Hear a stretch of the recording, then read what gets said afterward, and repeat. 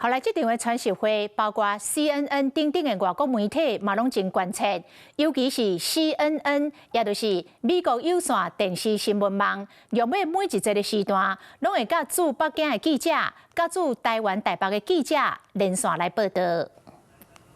If President Trump were to somehow say that the United States now opposes Taiwan's declaration of formal independence, China could jump on that, and that could reshape regional politics and cross-strait relations for many years to come, even if he just made that remark off script. So people here in Taipei holding their breath, Alex, hoping for no surprises to come out of this summit. It's something that Xi Jinping could presumably ask for behind closed doors, experts say.